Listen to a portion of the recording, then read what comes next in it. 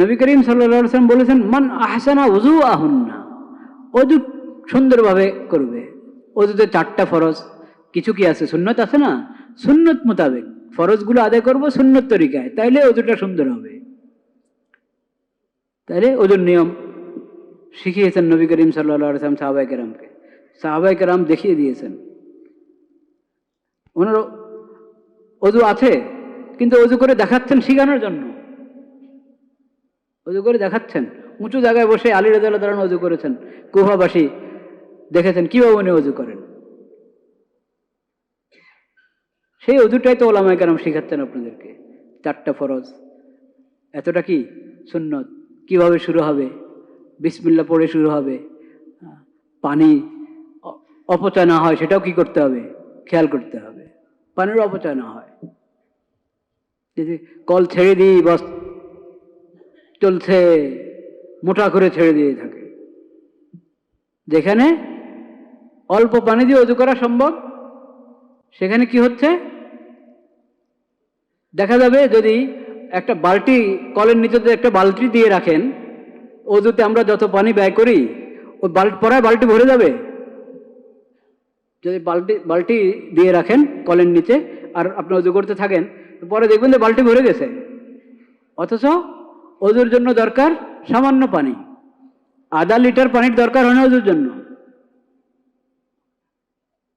আধা লিটার পানির দরকার হয় না অজুর জন্য।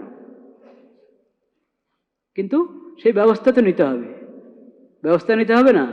1 নম্বর কথা হলো, এই কলের মধ্যেই কেন অজু করতে হবে? হাউজ আছে, হাউজে করেন।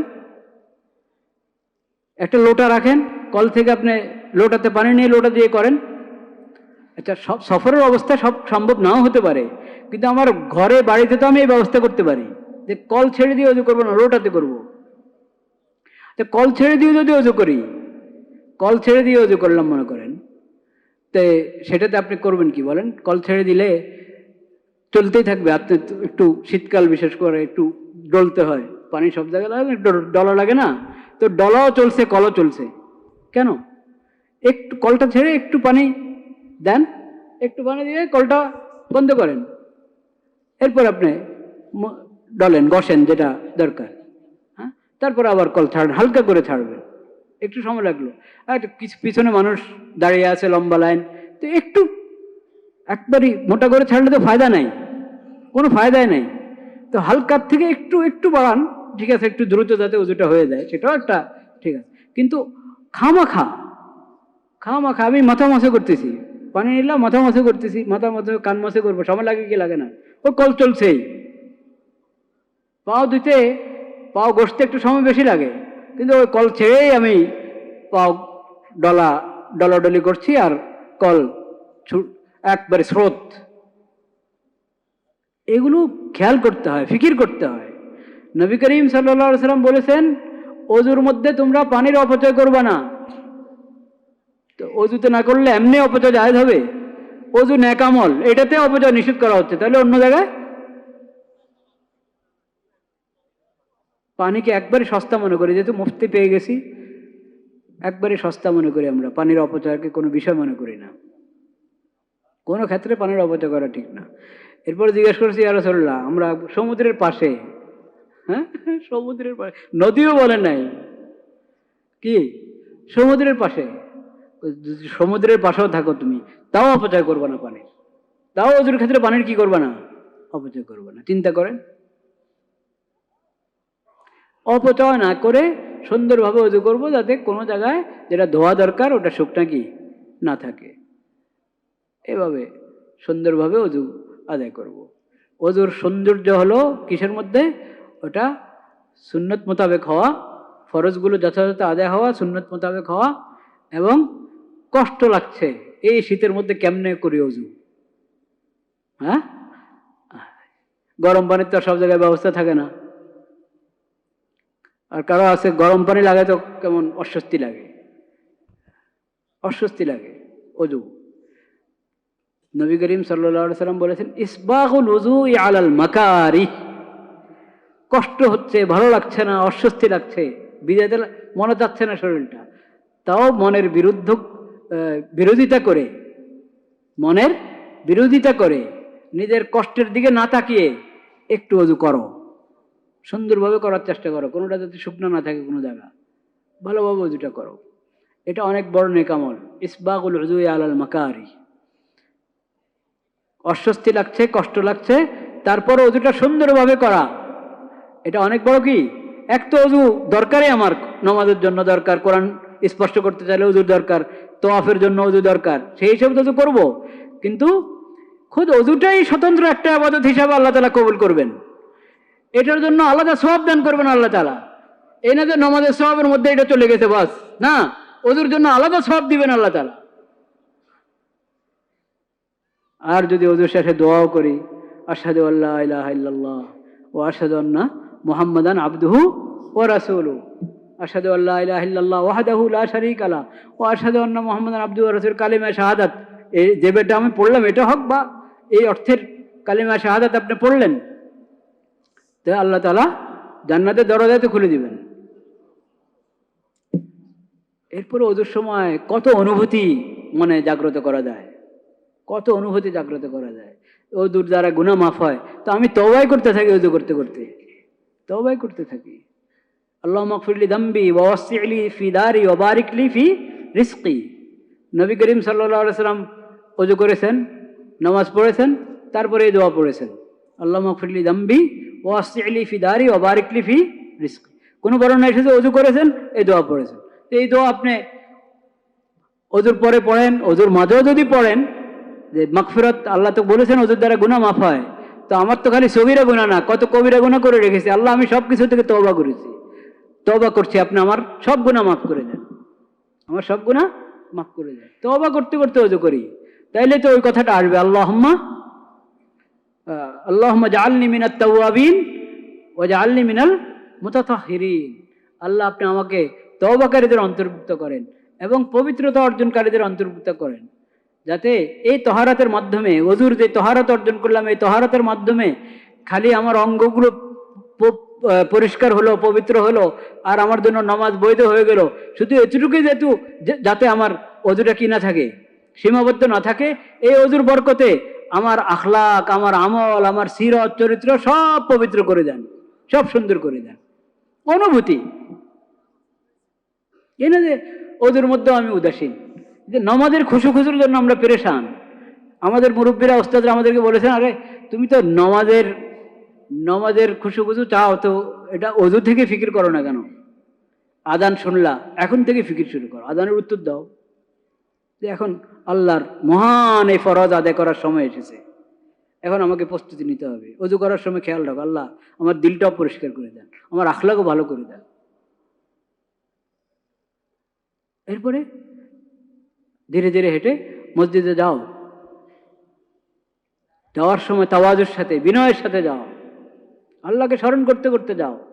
মসজিদে গেলা, ডান পাও দিয়ে ঢুকো, আগে ডান পাও দিবা, মসজিদে ঢুকার সময় বাম পাও না, আগে কি ডান পাও। জুতা থেকে বাম পাও আগে খোলো, জুতার উপরে রাখো, এরপরে ডান পাও জুতা থেকে খুলে ডান পা প্রথমে মসজিদে রাখো, দোয়া পড়ো, বিসমিল্লাহ তো পড়বাই, দুরূদ শরীফও পড়ো, এরপরে দোয়া পড়ো, বিসমিল্লাহ ওয়াসসালাতু ওয়াসসালামু আলা রাসূলিল্লাহ, আল্লাহুম্মা ইফতাহ লি আবওয়াবা রাহমাতিক। আল্লাহ আমার জন্য রহমতের সব দরজা খুলে দেন। আমি যে আপনার দরবারে এসে পড়েছি, আপনার রহমতের সবগুলো দরজা আমার জন্য খুলে দেন। আরো পড়তে পারেন, দোয়ার আরো অংশ আছে, এতটুকু পড়লো দোয়া হয়ে গেল, আরো আছে হাদিস শরীফে, আল্লাহুম্মা আসিমনি মিনাশ শাইতানির রাজিম, আল্লাহ আমাকে মরদুদ শয়তান থেকে হেফাজত করেন। মসজিদে যতক্ষণ থাকি, ইবাদত বন্দেগীতে যাতে শয়তান কোনো অসুবিধা না দিতে পারে, সুন্দরভাবে আদায় করতে পারি। মসজিদ থেকে বের হওয়ার সময় আবার ওই দোয়ার মধ্যেও আছে, বিসমিল্লাহ ওয়াসসালাতু ওয়াসসালামু আলা রাসূলিল্লাহ, আল্লাহুম্মা ইন্নী আসআলুকা মিন ফাজলিক। ওটার পরেও আপনি চাইলে ওই অংশ পড়তে পারেন, ওটাও আছে হাদিস শরীফে, আল্লাহুম্মা আসিমনি মিনাশ শাইতানির রাজিম। মসজিদ থেকে বের হয়ে যাচ্ছে, তখনও আল্লাহকে বলছি, আল্লাহ আপনার রিজিক কামনা করি, আমি রিজিক রাস্তা আমার জন্য প্রশস্ত করে দেন, সহজ করে দেন, হালালভাবে কামে করতে পারি সেই তৌফিক দান করেন। আর আল্লাহুম্মা আসিমনি মিনাশ শাইতানির রাজিম, আল্লাহ আমাকে শয়তান, মরদুদ শয়তান থেকে হেফাজত করেন। এখন মসজিদ থেকে বের হয়ে যাচ্ছি, এখন তো আমার আরো বেশি আপনার রহমত দরকার, যাতে শয়তান আমাকে, কত পরিবেশে আমি এখন ঢুকবো, কোন পরিবেশে ঢুকে কি গুনাহ হয়ে যায়, আল্লাহ আপনি আমাকে শয়তান থেকে হেফাজত করেন। যদি বন্দা মসজিদে আসে, আবার এভাবে মসজিদ থেকে বিদায় নিয়ে যায়, তাহলে তার চিন্তা চেতনা আখলাকের মধ্যে পরিবর্তন আসবে কি আসবে না? আসবে। আহসানা উযুআহুন্না, নবী করিম সাল্লাল্লাহু আলাইহি ওয়াসাল্লাম বলছেন 5 ওয়াক্ত নামাজ আল্লাহ বান্দাদের উপর কি করেছেন? ফরজ করেছেন। যে এই নামাজগুলোর ওযুটা সুন্দরভাবে করবে, ওয়াসাল্লাহুন্না লিওয়াক্তিহিন্না, এবং নামাজগুলো ঠিক ঠিক সময় কি করবে? আদায় করবে, ঠিক সময় আদায় করবে। ফাআতাম্মা রুকুআহুন্না ওয়া সুজুদাহুন্না ওয়া খুশুআহুন্না, আদায় করার সময় আবার রুকুটা পূর্ণতা যেন পায়, সুন্দরভাবে পরিপূর্ণ রুকু, পরিপূর্ণ সজদা এবং খুশুদাটা যাতে পূর্ণ হয় ওইদিকে খেয়াল রাখবে। এইভাবে যদি সুন্দরভাবে ওযু করলো, সুন্দরভাবে নামাজ আদায় করলো, কানা লাহু ইনদাল্লাহি আহাদুন আন ইয়াগফিরা লাহু, আল্লাহ রাব্বুল আলামিন তার সঙ্গে ওয়াদাবদ্ধ যে আল্লাহ তাকে ক্ষমা করে দিবেন। আল্লাহ ওয়াদাবদ্ধ, আহাদ, আল্লাহ অঙ্গীকার করলেন এই বান্দার সাথে, তাকে আল্লাহ কি করে দিবেন? ক্ষমা করে দিবেন। ওমাল্লাম ইয়াফআল, ওযু ঠিক মতো করলো না, নামাজও ঠিক মতো পড়লো না, একদিন পড়লো আরেকদিন পড়লো না, সময় মতো পড়লো না, সুন্দরভাবে পড়লো না, তাইলে আল্লাহর কোনো ওয়াদা নেই, কোনো কি নেই? ওয়াদা নেই। এরপর আল্লাহর ইচ্ছা, আল্লাহ চাইলে ক্ষমা করবেন, চাইলে শাস্তি দিবেন, আল্লাহর ইচ্ছা। কিন্তু ওয়াদা হলো ওই ব্যক্তির জন্য, ঠিক মতো ওযু করলো, ঠিক মতো নামাজ আদায় করলো, সময় মতো আদায় করলো, সুন্দরভাবে আদায় করলো। আল্লাহ এমন নামাজি বানিয়ে দেন আমাদেরকে। আবু দাউদ শরীফ সহ বিভিন্ন হাদিসের কিতাবে এই হাদিসটি বর্ণিত।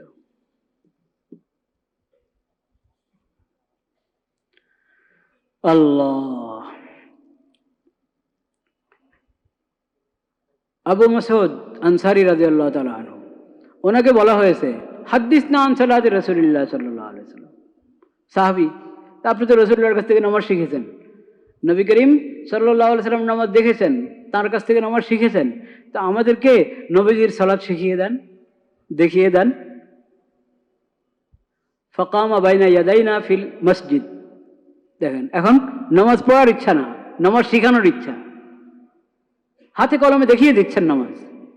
আমাদের সামনে দাঁড়ালেন মসজিদে, ফাকাব্বারা, তাকবীর, তাকবীরে তাহরিমা, এরপরে সানা, সূরা ফাতিহা এবং সূরা মিলান, ওগুলো তো আছেই। ফাকাব্বারা ফালাম্মা রাকা ওয়াদা ইয়াদাহি আলা রুকবাতাইহি, এখানে রুকুটা বিশেষভাবে শিখাতে চাচ্ছিলেন উনি, রুকু এবং সাজদা। ফালাম্মা রাকা ওয়াদা ইয়াদাইহি আলা রুকবাতাইহি ওয়াজআলা আসাবিআহু আসফালা মিন যালিক ওয়াজাফা বাইনা মিরফাকাইহি হাত্তা ইসতাকাররা কুল্লু শাইইন মিনহু সুম্মা ক্বাল সামিআ আল্লাহু লিমান হামিদা ফাকামা হাত্তা ইসতাকাররা কুল্লু শাইইন মিনহু সুম্মা কাব্বারা ওয়া সাজাদা ওয়া ওয়াদাআ কাফাইহি আলাল আরজ সুম্মা জাফা বাইনা মিরফাকাইহি হাত্তা ইসতাকাররা কুল্লু শাইইন মিনহু সুম্মা রাফাআ রাসাহু ফাজালাসা হাত্তা ইসতাকাররা কুল্লু শাই। লা ইলাহা ইল্লাল্লাহ। এরপর উনি রুকু দেখালেন। রুকু কিভাবে দেখালেন? আল্লাহু আকবার বলে রুকুতে যাবে, রুকুতে যখন যাব আমরা, তখন এই যে হাঁটু, দোনো হাঁটুর উপরে কি রাখতে হবে? দোনো হাত কিভাবে রাখবো? আঙ্গুলগুলো হাঁটুর নিচে থাকবে, আঙ্গুলগুলো হাঁটুর নিচে থাকবে।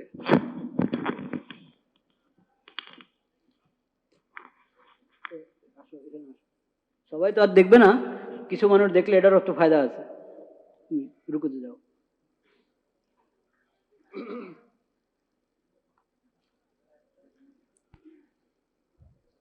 হ্যাঁ, এই যে হাঁটুতে দোনো হাত রাখলেন উনি, আঙ্গুলগুলো নিচের দিকে, আঙ্গুলগুলো খোলা থাকবে। হ্যাঁ, আর এটা হলো বড় জিনিস, কোমর, পিঠ, মাথা বরাবর। অনেক ঝুঁকে থাকে, অনেকে মাথা অনেক নিচের দিকে নিয়ে দেয়, হ্যাঁ, অনেকে মাথা উঠায় রাখে। বুঝতে পেরেছেন? একটা পদ্ধতি দেখবেন, এইভাবেও ঝুঁকে, অনেক ঝুঁকে দেয়। আরেকটা হলো মাথা অনেক উপরে উঠে রাখে, হাত হয়তো হাঁটুতে গেছে কিন্তু মাথা উপরের দিকে, মনে হয় কোন দিকে তাকিয়ে আছে। না, নজর তো নিচের দিকে থাকবে এবং সোজা হয়ে যাবে শরীরটা পুরা। এমনকি এখানে যদি মনে করেন কোনো পানির বাটি রেখে দেওয়া হয়, হ্যাঁ, বা পানিও কিছু এই জমা হয়ে থাকবে পানি, এখানে পুরা পানি পড়বে না, এমনভাবে পিঠ, মাথা, পিঠ এবং কোমর কি হওয়া? বরাবর হওয়া। আর হাতগুলো দুদিকে খুলে দিবেন না রুকুতে। এতে দেখেন উনি হাত সোজা, হাতটাতে রেখেছেন, হাতের পাঞ্জা রেখেছেন কোথায়? হাঁটুতে। আর এই হাতের এই থেকে কান থেকে নিয়ে পুরো হাত কিন্তু এইভাবে সোজা। আমরা অনেকে এইভাবে করে দিই, দুই হাত দুই দিকে, দুই কোণে দুই দিকে নিয়ে যাই রুকুর সময়। রুকুর সময় দুই কোণে দুই দিকে যাবে না, এইভাবে থাকবে। আর শরীরটা মনে করেন একটা কামান, আর এটা হলো কামানের যেই কি বলে এটাকে, যে রশিটা, এটা হলো রুকুর, ওইভাবে উনি শিখিয়েছেন। ও জাফা বাইনা হাত্তা ইস্তাকাররা কুল্লু শাইইন মিনহু সুম্মা ক্বাল সামি আল্লাহু লিমান। এরপরে রুকুতে গেলে আমি কি করব, ইস্তাকাররা কুল্লু শাইইন, এটা হলো থেমে যাও। মাথা রুকুতে যেতে না যেতে আবার লাফ দিয়ে উঠে গেলা না, স্থির হও। রুকুতে গিয়ে কি হও, স্থির হও। সুবহান রাব্বিয়াল আযীম, সুবহান রাব্বিয়াল আযীম, সুবহান রাব্বিয়াল আযীম 3 বার বলা সুন্নাত। স্থির হওয়া কিন্তু ওয়াজিব, সুবহান রাব্বিয়াল আযীমটা পড়া কি সুন্নাত। স্থির হয়ে যাব আমি, স্থির হয়ে সুবহান রাব্বিয়াল আযীম 3 বার পড়বো, তারপরে উঠবো। ওই উঠা কমাটা এটাও একবারে সোজা হয়ে দাঁড়াবো, সোজা হয়ে দাঁড়াবো। নজর কেবলা ইয়ের দিকে, সজদা জায়গায় থাকবে, কিন্তু দাঁড়াবো কি সোজা হয়ে, দোনো হাত দোনো পাও পুরা শরীর স্থির হয়ে, যে আমি এখন দাঁড়ানো, এই না যে আমার তাড়া, এমন ভাবে দাঁড়াতে চায় না যে আসল কাম আমি তাড়াতাড়ি সজদা কখন যাবো, এই জন্য মাথা সোজা করতে না করতে, পিঠ সোজা করতে না করতে আবার সজদাতে উঠ মারলাম। এটা অন্যায়, এটা ভুল পদ্ধতি। স্থির, হাত্তা ইস্তাকাররা কুল্লু শাইইন মিনহু, তোমার শরীরের প্রতিটি অঙ্গ নিজ নিজ অবস্থানে ফিরে আসবে। রুকুর মধ্যে যেভাবে থাকা দরকার ওইভাবে স্থির হয়ে যাবে, দাঁড়ানোর পর আবার শরীর তার পজিশনে এসে যাবে। এরপরে তুমি যাও রুকুতে আল্লাহু আকবার বলে, রুকু সজদার দিকে যাও। সজদাতে যাওয়ার পর এখন সজদার নিয়ম যেটা, সেটা ওই যে বলেছে, সজদাতে গিয়ে তুমি স্থির হও। নাক কপাল, নবী করিম সাল্লাল্লাহু আলাইহি ওয়াসাল্লাম বলেছেন 7টা অঙ্গের উপরে কি দাও, সজদার মধ্যে কটা অঙ্গ ব্যবহার করতে হবে, হ্যাঁ 7টা অঙ্গ, 7টা অঙ্গ।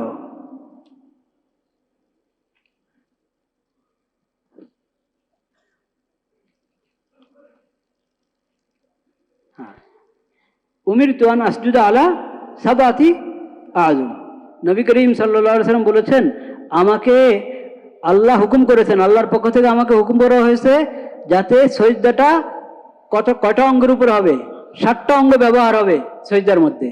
এক হলো কপাল নাক, এটা একসাথে ধরা হয়েছে, কপাল নাক। অনেকে নাক উঠায় রাখে সজদাতে, কপাল লাগে কিন্তু নাক উঠায় রাখে। কপাল একটু হয়তো লাগে, আবার কতক্ষণ এইভাবে করে ফেলে, মানে জমিনে থাকে না কপাল। আর নাক তো অনেকেরই থাকে না, নাক এবং কপাল উভয়টা জমিনে লাগবে, এটা সজদার একবার গুরুত্বপূর্ণ ফরজ। নাক উঠিয়ে রাখলাম, কপালটা কোনো রকম লাগলো, সজদা পূর্ণ হলো না, অসম্পূর্ণ সজদা হলো এটা। এবং দোনো হাত কোথায় থাকবে, জমিনে থাকবে। দোনো হাঁটু কোথায় থাকবে, জমিনে থাকবে। আর দোনো পায়ের পাতা জমিনের উপর, আঙ্গুলগুলো কেবলামুখী যথাসম্ভব। 5 আঙ্গুল কেবলামুখী, অনেকে রাখতে পারে অনেকে পারে না, শারীরিক বিভিন্ন থাকে। আর কারো আছে একবারই হয়তো হাঁটুতে ব্যথা, ওই পায়ের অন্যান্য ব্যথার কারণে পুরো করতে পারে না, যেটুকু পারে করবে, আঙ্গুল কিন্তু জমি উঠায় রাখবে না। অনেকে খেলতে থাকে সজদার মধ্যে, বুঝতে পেরেছেন, মানে দোনো পাও জমিন থেকে শূন্য, 1 ইঞ্চি আধা ইঞ্চি জমিন থেকে কি শূন্য, বা একটা বুড়ো আঙ্গুল যেটা, ওটা কোনো রকম লাগায় রাখে, বাকিগুলো খেয়ালে করে না। আঙ্গুলগুলো জমিনে থাকবে এবং আঙ্গুলগুলোর মাথা কেবলামুখী থাকবে। 5 আঙ্গুল না পারেন 4 আঙ্গুল তো দিবেন, 4 আঙ্গুল না পারেন 3 আঙ্গুল তো দিবেন। কারো কোনো আঙ্গুল একবারে ছোট থাকে, ওর চেষ্টা করলো 1 আঙ্গুল হয়তো জমিনে কি লাগবে না, সেটা তো ওজনের কথা। স্বাভাবিক নিয়ম সজদার মধ্যে দোনো পাও এর পাতা জমিনে থাকবে, আঙ্গুলগুলো কেবলামুখী থাকবে, আর দোনো হাঁটু জমিনে থাকবে। দোনো হাতের পাঞ্জা কোথায়, জমিনে। এইভাবে রাখবেন, একবারেই হাতের পিঠ করে উঁচা করে না, একবারেই হাত আঙ্গুলগুলো এবং হাতের এই তালু এবং আঙ্গুলগুলো জমিনে লাগবে। শুধু আঙ্গুলের মাথা লাগতেছে আর তালুটাকে আমি উপরের দিকে করে রাখলাম, ওটা জমিনে লাগতেছে না, এটা সুন্দর তরিকা হলো না। তো 7 অঙ্গ ব্যবহার হবে কিসের মধ্যে, কপাল নাক একটা ধরা হয়েছে, মানে কপাল আপনার নাক কপাল লাগলো, নাক লাগলো না, তাহলে মনে হয় কিচ্ছু লাগলো না। এটাকে এক ধরেছেন নবী করিম সাল্লাল্লাহু আলাইহি ওয়াসাল্লাম। 7 অঙ্গের মধ্যে কপাল, নাক, কপাল ইশারা করছেন নাকের দিকে, এই দোনোটা, এই দোনোটার একটা হলে সৈয়দের মূল কথায় শেষ। দোনোটা লাগবে, কপালও জমিনে থাকবে, নাকও কি জমিনে লাগবে। হ্যাঁ, নাক, হ্যাঁ দোনোটা, জি। তো আল্লাহ রাব্বুল আলামিন আমাদেরকে তৌফিক দান করেন যাতে রুকু সজদা সুন্দরভাবে কি হয়, কওমা জলসা সব সুন্দরভাবে হয়। সেটার জন্য আমার শিখতে হবে কি না? না দেখা দেখি সব দেখা দেখি হলে হবে? হ্যাঁ, দেখা দেখি চলে না, দেখা দেখিতে সব বোঝা যায় না। এই জন্য দেখেন না, সাহাবায়ে কেরাম দেখিয়েও দিয়েছেন, বলেও দিয়েছেন। নবীজি দেখিয়েও দিয়েছেন, বলেও দিয়েছেন। তাহলে আমরা নামাজ শিখবো তো ইনশাল্লাহ। নামাজের দোয়াগুলো সহি শুদ্ধ হইতে হবে না ভুল হলেও চলবে? সূরা কেরাত যা পড়ি, সূরা ফাতিহা, সূরা ফাতিহার পর আরো যা পড়ি, এগুলো শুদ্ধ হইতে হবে না অশুদ্ধ হলেও চলবে? হযরত মাওলানা আবরারুল হক সাহেব হরদুই বহুত বড় বুজুর্গ, আল্লাহওয়ালা বুজুর্গ ছিলেন, হাকিমুল উম্মত আশরাফ আলী থানভী রহমতুল্লাহর খলিফা। উনি বিদেশে সম্ভবত লন্ডন না কোথায় কোনো মেহমান হয়েছিলেন একবার। তো উনি এই এখন বাইরের থেকে আসলেন, তো লিফট উঠবেন, লেফট কেদার হয়, লেফট কেদার হয়, লেফট কোন দিকে ভাই, লেফট কোন দিকে? এখন ওনার মেজবান লজ্জা পেয়েছে যে আরে আমার হুজুর কি লিফট বলতে জানে না, লেফট বলতেছে, মানুষ কি বলবে। তাড়াতাড়ি হুজুর কেন, হুজুর লেফট নেই, লিফট। হুজুর লেফট না তো, এটা কি লিফট? আমি তো এই কথাই বলি, তোমরা তো আলহামদু কিন্তু বলো আলহামদো। কোরআন লেফট আর লিফট, এইখানে আমার ভুল ধরতেছো তুমি। আমি লিফট বলতে পারলাম না, লেফট বললে আমার ভুল ধরতেছ। কোরআন ভুল পড়ো তোমরা, আলহামদু বলো আলহামদো, আলহামদুলিল্লাহ এটা হলো বিসমিল্লাহির রহমানির রহিম, বিসমিল্লাহির রহমানির রহিম হলো। বিসমিল্লাহির রহমানির রহিম পড়া শিখবে না? বিসমিল্লাহির রহমানির রহিম এটা পড়া শিখতে হবে। সূরা ফাতিহা শিখতে হবে, সহি শুদ্ধভাবে শিখতে হবে। ওখানে যেরকম ভুল ধরছ 1 2 বলতে হবে। টো বললে কি হবে? টো কেউ হাসেন, টো বললে হাসবেন কি হাসবেন না? হ্যাঁ, মুলবি আমার মতো মুলবি বললে তো আরো বেশি হাসবেন। তো টু বলতে হবে, টো বলা যাবে না। তো ওখানে কেন দো বলেন, আলহামদু, বিসমিল্লাহ। এটা তো হলো মদ, গুন্না এবং জের দবর কিভাবে উচ্চারণ হবে সেটা। এর চেয়ে বড় গুরুত্বপূর্ণ বিষয় হলো অক্ষরগুলো যথাযথ কি হওয়া, বের হওয়া। হা একটা, হা আর একটা হা। বিসমিল্লাহির রহ এখানে হা, বিসমিল্লাহি এটা হলো হা। এই দুটার পার্থক্য আছে কি নাই? আছে। এখন আমি হাকে বানাই দিলাম হওয়ার মতো, বাংলা হওয়ার মতো বানাই দিলাম হা কিন্তু বাংলাতে নাই, হা বাংলাতে নাই, ইংরেজিতেও নাই। তো আরবি বিশেষ অক্ষর যেগুলো, ওগুলো তো ভালোভাবে আমি মস্ক করে শিখতে হবে। তাহলে সহি শুদ্ধভাবে কোরআন শেখার চেষ্টা করবো কিনা? ইনশাআল্লাহ। আল্লাহ সবাইকে তৌফিক দান করেন, আমাকে, আমাদের সবাইকে তৌফিক দান করেন। ওয়া আখিরু দাওয়ানা আলহামদুলিল্লাহি রাব্বিল আলামিন।